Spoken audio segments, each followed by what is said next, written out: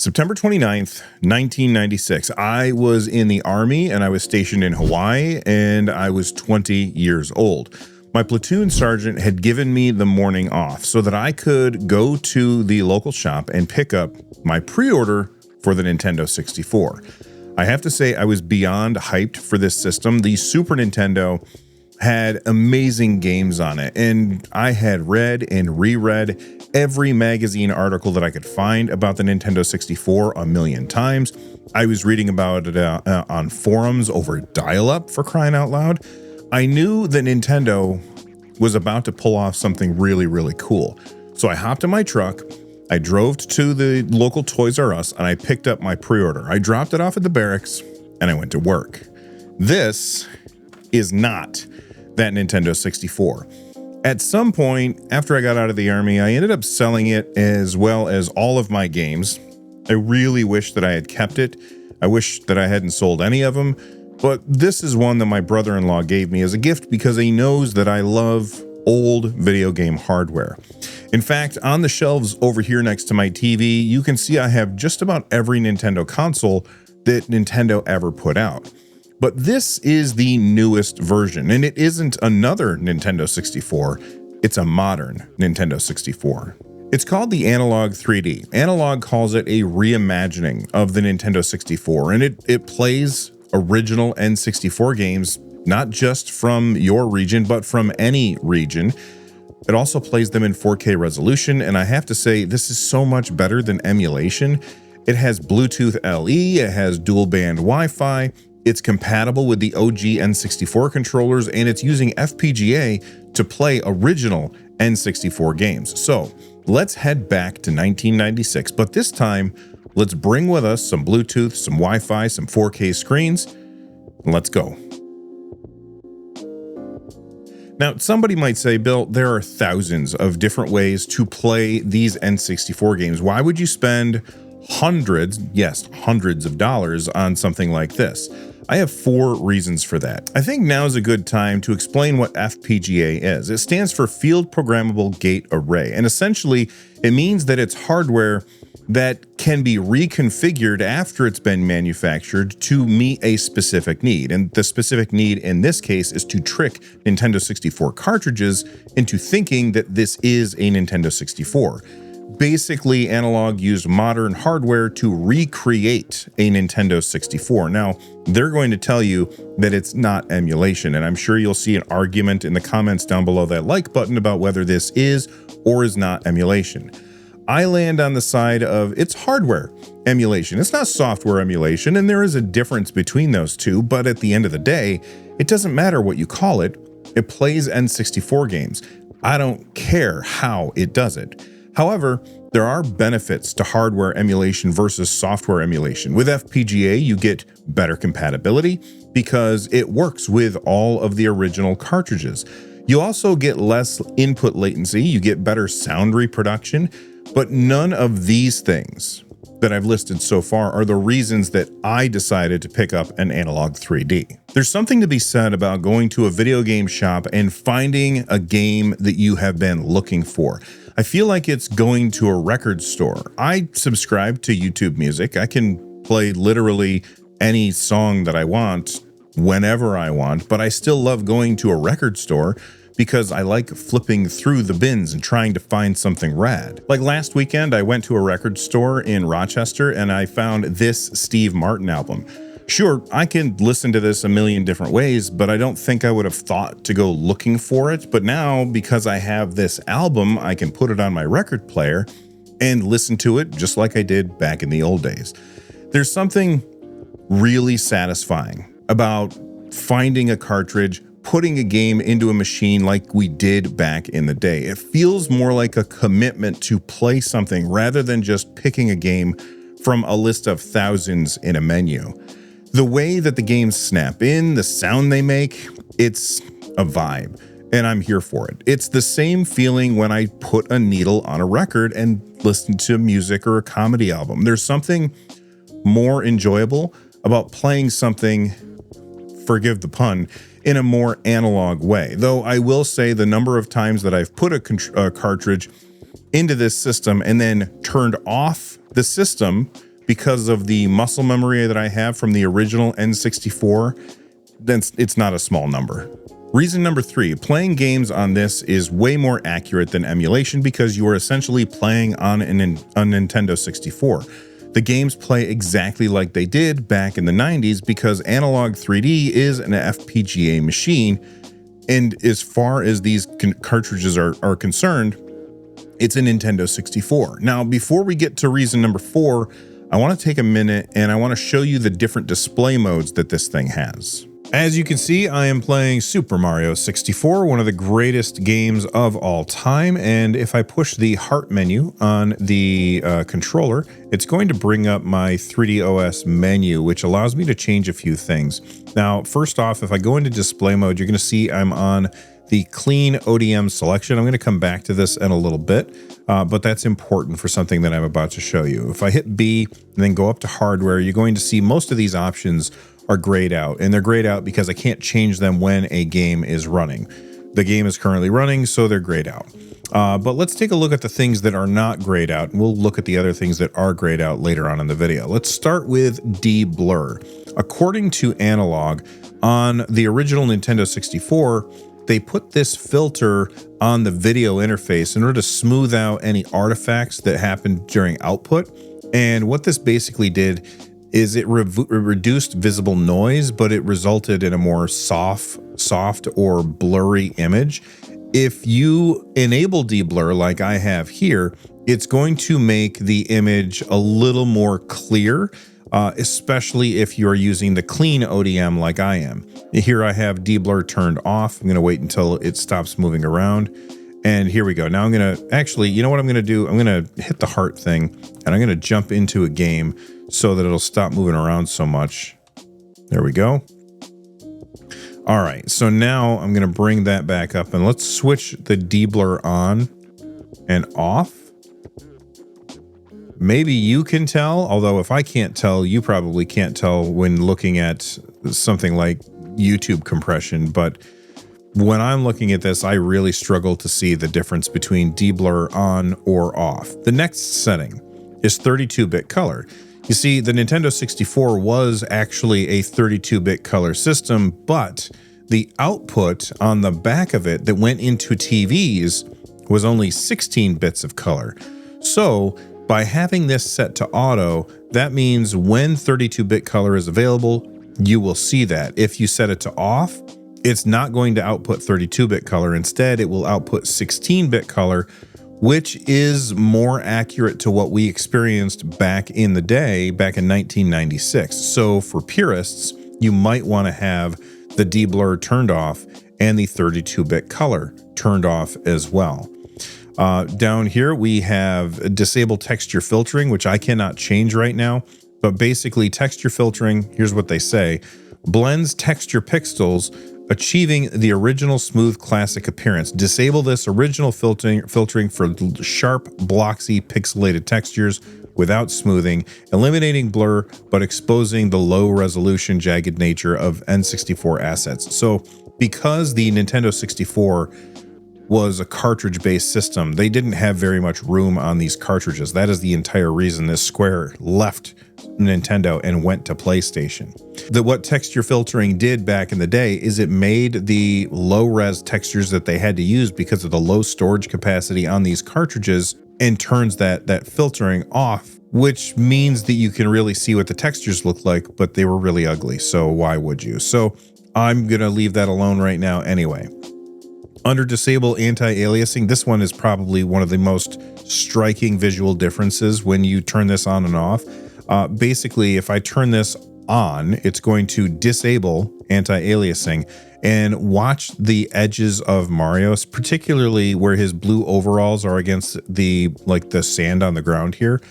And you can see how super blocky it gets with the anti-aliasing turned off. I'm going to go ahead and turn that back on. If we come down to display, let's take a look at the different options here. On the top, we have our ODM selection, which is what kind of TV are you trying to make this look like? Currently, I have it set to clean, which means it's not doing any kind of filtering to the game at all. And that's why it looks so strange, because we're used to seeing games like this on a CRT instead of on the devices or on the monitors that we have these days. Under ODM settings, I don't know what most of this stuff means, and the instruction manual does not explain most of it. So interpret algorithm, gamma transfer, I don't know. Sharpness, you can change how sharp it is. I usually would leave it on medium. Image size, this one's actually pretty interesting. So fill is currently what it's set at, but if I switch it over to integer, you'll notice nothing is really happening. I don't know why it doesn't change anything, but I don't see a difference. However, when I switch over to integer plus, that's when I see a difference. And this is the one that I actually use quite often. So if I switch back to integer and you look just above where you can see the number of stars that Mario's collected so far, you can see how thick the gray band is of the princess's castle above the green hill, okay? And then when I push integer plus, what you're going to notice is that we're pushing into the picture just a little bit, and we're losing some pixels that are on the top and the bottom of the screen. And I think that that's okay, because I don't really need to see what's in those pixels. However, if you're a purist, you probably just want to leave it on integer.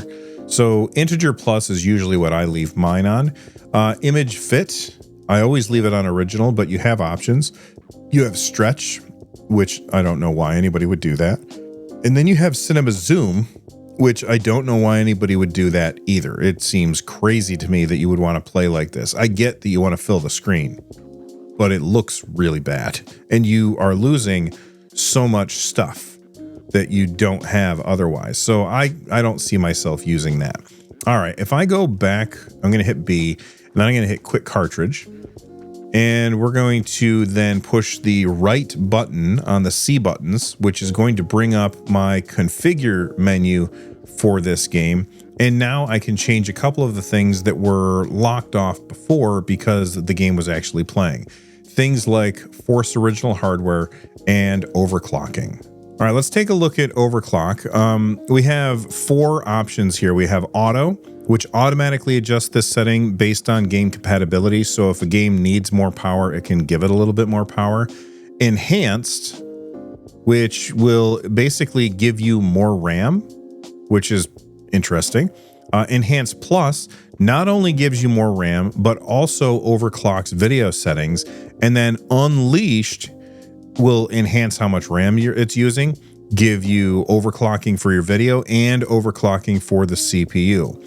Now, they give us a little warning there. It says manually adjusting overclocking settings may lead to undesirable effects in certain games, such as increased game speed or instability.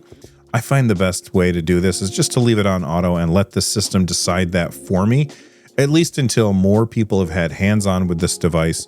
And, you know, they have guides out there for what the best uses are. We're back in Mario 64. I'm going to bring up that same menu that we were looking at before. And now I want to actually change the display mode. Currently, I've only shown you guys clean. This brings up scan lines. Then I don't really like the way that the scan lines look. So if we switch over to CRT, this is supposed to be like consumer grade CRTs. So the kind of CRT that you would likely have like in your house back in 1996. If I push to the left once again, we now have PVM, which stands for Professional Video Monitor, I believe. And then we have BVM, which is a broadcast video monitor. These are the really, really expensive video monitors. And each one of these settings is basically Analogue's way of trying to mimic a different kind of CRT that you might have in real life back in the day so that you can have the games looking the way that you want. So now I'm going to use BVM, and I think that this looks absolutely fantastic. I like it a lot. However, one thing that I will say is even though it has these options, my main TV is 120 hertz display. And what I really wish that we had is the ability to run this game at 120 hertz and then use black frame insertion or a beam simulator shader in order to really make it look like CRTs. Maybe this is even better, but I don't have a good way to compare like A/B testing to see what does it look like when I use, Analogue's shaders versus when I use like the experimental CRT beam shader that I've used on a bunch of Android devices. I can't tell which one looks better because I can't see them side by side. So I would really like to have more options here, but maybe more options will come down the road. Now I'm going to go ahead and quit out of the cartridge so that we can go back to the operating system. And up on the very top, you can see library and then settings. Now under settings, you're going to see HDMI mode and you'll see a bunch of this stuff is turned off. That's because my capture card is not able to deal with this kind of stuff like ALLM. ALLM is auto low latency mode. It automatically switches your display to its lowest latency settings when you're playing Analogue 3D. And basically, in order to use this, you have to have HDMI 2.1, which I don't have in this capture card. Underneath that, we have HDR. Again, my capture card doesn't support this, but it basically gives you a wider range of colors. You'll have brighter highlights and deeper blacks. HDR is automatically enabled for compatible displays, but you can turn it off if you want. As far as sync, I don't know what that does, and I can't seem to change it with my capture card. And when I tried to mess with it on my TV, I didn't really notice any changes. Underneath that, you have your system, and you can see which version I'm running. This is 3DOS 1.1.0, which I installed right after getting it because they said you need to update your shit right away. And then under About, it's just going to give you a little bit more information. So if I can go into my hotkeys, it's going to show me what hotkeys I can use on the controller in order to change things. If I go into my user guide, it's just going to give you this QR code, which you can scan with your phone, which is the same exact QR code that I was just looking at to try and figure out what all of these settings are. Reason number 4 to get one of these over emulating is the controller. The Nintendo 64 was one of the weirdest and wildest controllers I have ever seen in my life. It was originally designed by Nintendo R&D 3, which was led by head designer Lance Barr, who answered directly to Miyamoto himself. It was one of the very first analog sticks for video games, which let you control the speed of a character by just pushing the stick a little bit or a lot. I'm telling you, in 1996, this was absolutely mind-blowing. I remember showing it to my roommate at the time, and he was just blown away. But the oddball design of the controller makes emulating games from the Nintendo 64 really weird and kind of a pain in the ass. It had 6 face buttons that had the A button and the B button, and then it had 4 C buttons, which were used to control the camera in 3D games that needed that, but it also gave you access to more face buttons if you were playing a game that didn't need camera control. Most modern controllers only have 4 face buttons, and for camera control games, you can just bind the C buttons to the right stick when you're emulating, but for games that use those buttons for anything other than the camera, you're left trying to figure out what a good layout would be for your game, which is why I almost never emulate N64 titles or GameCube titles or Wii titles because the controller layout is just really, really weird. Which brings me to the controller. This doesn't come with a controller, but Analogue and 8BitDo worked together to make this. This is the 8BitDo N64 controller, and it gives you all of the controls and then some that the original controllers for the N64 had. Now, I don't have any real N64 controllers handy that are laying around, so I can't really compare this to those, but I do have one that you can get for the Nintendo Switch. And I will say that this is way more comfortable. You can reach all of the controls without moving your hands from one grip to another. The joystick is gated with little notches, and it has the same grippy circles on it of the original controller, but the top of the stick is a little bit fatter than the original N64 controller, and to me, it feels better. The buttons are laid out in all the right positions, and they're pre-configured automatically, so you don't have to do anything other than update your controllers when you before you first hook it up to this. It also has 2 Z buttons, which were originally on the middle part of the OG controller. But what this means is that now you can press the Z button with either hand, depending on what you're doing, which is very cool. The D-pad feels pretty good, as do the face buttons. It's not a huge surprise. It's from 8BitDo, and they have always made really great controllers. Full transparency here, they didn't send me this. I bought these, but I have worked with 8BitDo in the past. You do have to update the controller before you actually use it. The Analogue 3D came with a giant yellow card that tells you to do this. The update process is super easy. All you have to do is download the software from 8BitDo onto your computer, then plug the controller in and hit start, and it will do the rest for you.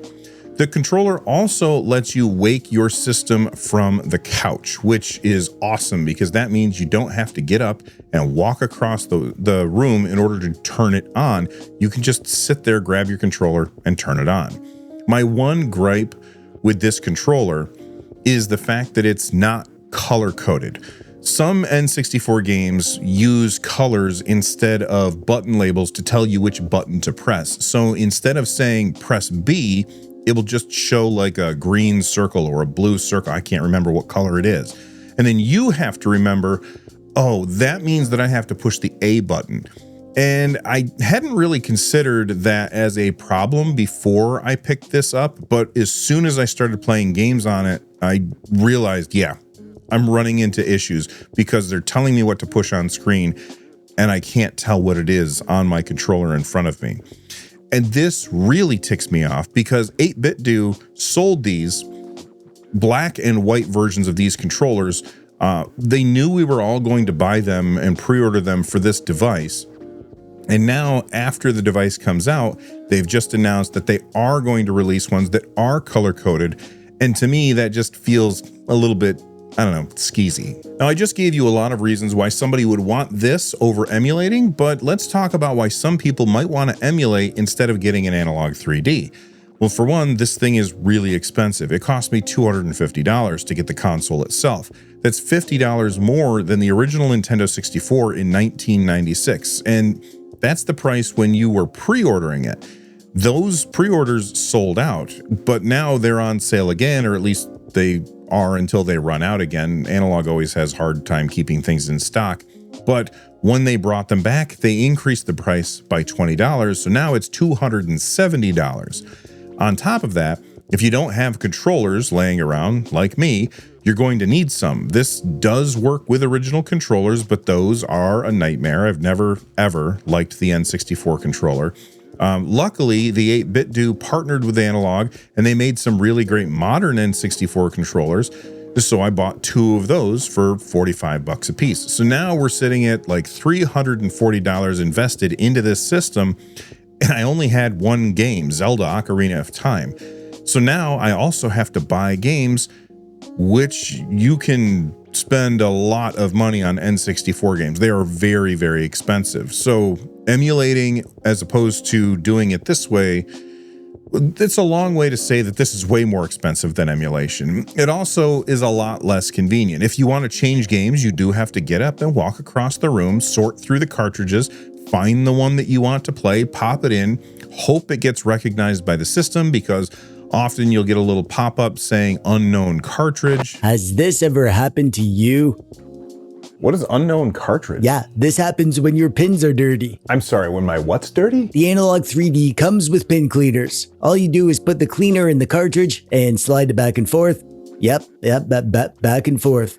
Just like that. Man, you weren't kidding. That is filthy. That's right. It's filthy. Tell it how filthy it is. This is making me uncomfortable. Sorry. Yeah, I got carried away. If they're really dirty, you can also use a Q-tip and some isopropyl alcohol. Yeah, you want it to be 91% because that means that it contains less water and will evaporate faster. And let's see if the game launches. It works. Thanks, Tech Dweeb. No problem. Now grab a snack and drink. Russ, is that you? No. By the way, speaking of cartridges, I saw a lot of people asking if the A3D is compatible with EverDrive cartridges. At launch, the answer was maybe, kind of. It was definitely hit and miss. But recently, I've seen quite a few posts over at the Analogue Inc. subreddit where people are updating the firmware for their EverDrive cartridges and making sure that they work with the Analogue 3D. What I will say is if you want to use an EverDrive with your Analogue 3D, do some research before you spend any money on it. But for me, I don't think I want an EverDrive. I know the N64 cartridges are really expensive, but I don't want all of them. I just want to have a select few, and I'm fine swapping cartridges and heading to game shops to see if I can find a diamond in the rough. That's the experience that I wanted when I bought this.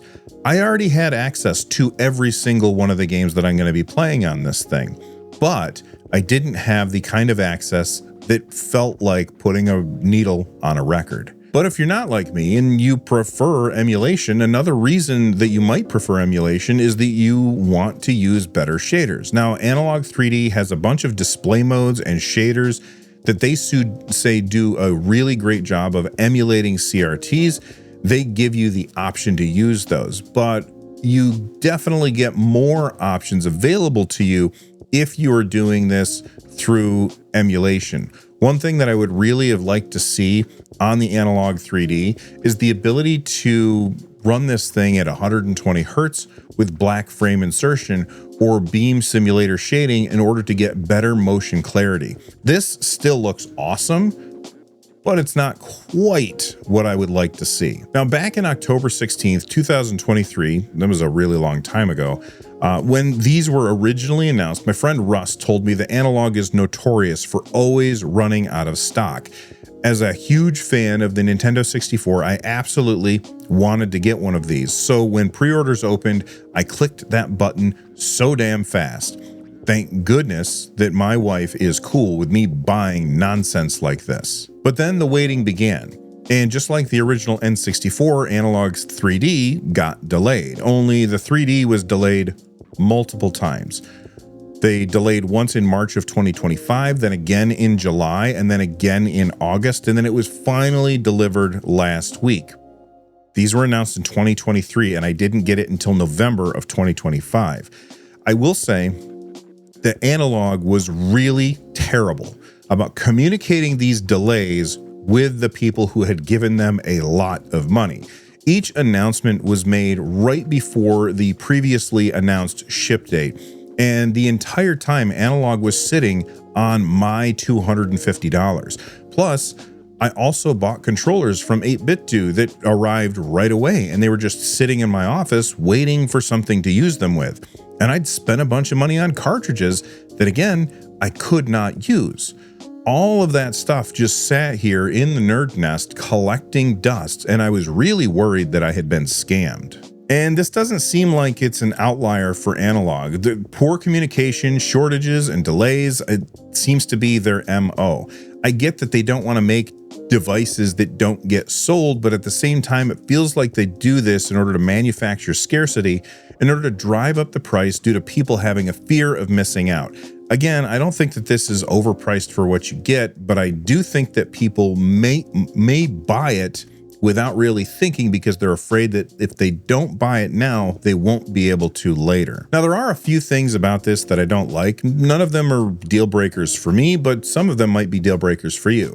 Number one, this thing is a fingerprint magnet. I bought the black one because I thought it would more closely resemble the original N64. But the black one shows fingerprints so much, which I know it is not necessarily a big deal, but every time you use this thing, you are swapping cartridges and touching it, and fingerprints on plastic just drives me crazy. So that's something to keep in mind. I'd also like to be able to change the default game settings. Right now, each time I put in a new game, I have to customize the settings, whereas I would prefer to customize my default settings, and then on a case-by-case basis, as I load in a game that maybe isn't really compatible with those, maybe the overclocking doesn't work, then I can turn that stuff off on just that game. Again, this only takes you, I don't know, a few seconds each time you put in a game for the first time, but those few seconds add up, and it just seems kind of silly that you can't. Hopefully that's a firmware update that comes down the road. The original power button on the N64 was a toggle switch, so you flipped it back and forth. At first, I didn't like that this one doesn't have that kind of toggle switch, but once I realized that you can turn this on from across the room with a paired 8BitDo controller, I'm absolutely fine with it. Speaking of controllers, this system is not compatible with the Nintendo Switch Online N64 controllers. I'm not sure why. My Steam machine recognizes the N64 controllers just fine, but this cannot see them at all. Now, earlier today, I did run into an issue with the controllers connecting. This was after I unhooked it to shoot some of the footage for this video, but then when I hooked it back up, I couldn't get any of the 8BitDo controllers that I had bought to pair with it. I ended up downloading a firmware update or an operating system update for 3DOS, and then I updated the system, which is super easy to do. All you have to do is power down the system, unplug it, take the SD card out, throw that in your computer, and then download the file from Analogue and then drop that on your SD card, plug it back into the system and boot it up, and it does the update for you. And this did fix my controller issue. But one thing I want to warn people about is that Analogue made the SD card short so that it wouldn't stick out past the back of the system. That's that kind of attention to detail, which is awesome. However, I didn't notice it at first. So when I plugged it into my CalDigit TS4 dock on my desk, the card got stuck in there and I had to pry it out. I was really worried I was going to break something. Luckily, my MacBook doesn't let cards go in all the way, so I was able to put it in there and still pull it back out with no problem. But whatever you're using to update your system, just be careful when you're putting in your SD card or you might be kicking yourself later. You can also update via USB.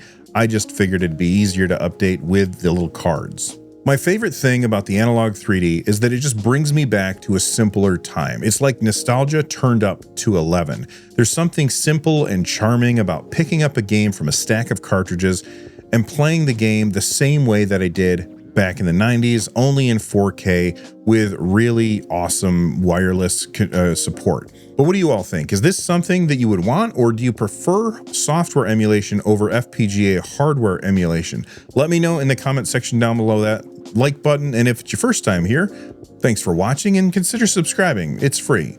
From the Nerd Nest, I'm Bill. Thanks for watching and stay rad.